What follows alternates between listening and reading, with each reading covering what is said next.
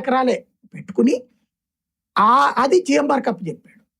అప్పుడే దానికి కావాల్సిన అన్ని అనుమతులు తెచ్చిచ్చాడు. అప్పటి నుంచి కన్స్ట్రక్షన్ జిఎంఆర్ చేసుకుంది, వాళ్ళది పూర్తయింది. ఈయనేమంటాడు, అప్పుడు ఆపేశారు మేము తెచ్చామంటున్నాడు. అతను ప్రారంభిస్తే వీళ్ళు ప్రారంభించారు, అతను శంకుస్థాపన చేశాడు, వీళ్ళు ప్రారంభించారు. సరిగ్గా చెప్పాలంటే చంద్రబాబు నాయుడు గారు శంకుస్థాపన చేసిన చోట జరగల కన్స్ట్రక్షన్, అది వేరు. ఇప్పుడు జరిగింది వేరు. శంకుస్థాపన ఇక్కడ జగన్ రాయి ఉంటది, శంకుస్థాపన దాన్ని మళ్ళీ పక్కన పడగొట్టారు అప్పుడు గొడవలు. ఇక్కడ శంకుస్థాపన అప్పుడు ఎందుకు జిఎంఆర్ది ఓపెన్ గా వీడియోలో ఉన్నాయి. మీ నాన్నగారి హయాంలో ఇది చేసాము, హైదరాబాద్ ది ప్లస్ ఢిల్లీది కూడా చేసామని ఆయనే చెప్పాడు. ఢిల్లీది కూడా రాజశేఖర్ రెడ్డి జిఎంఆర్కి ఇప్పించాడు ఎయిర్పోర్ట్.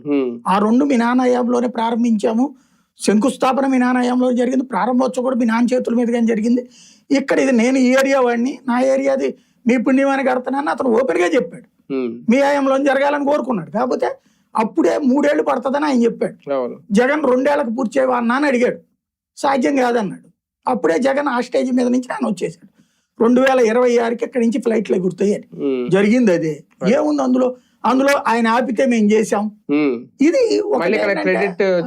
దాంట్లో అంటే అన్నిటికంటే ఈ నినాదం ఎత్తుకున్నారు కానీ ఆ లెక్కన వీళ్ళు ఎన్ని మాటలు మాట్లాడారు, అది జరగదు ఇది జరగదని, రాష్ట్ర దేశంలోనే జరగదు అన్నారు. నరేంద్ర మోడీ ఉంటే టీ అమ్ముకోవడానికి కూడా పనికి రాడన్నారు. ఇవన్నీ మాట్లాడలేదు వీళ్ళు మాత్రం. కాకపోతే ఇందులో మళ్ళీ క్రెడిట్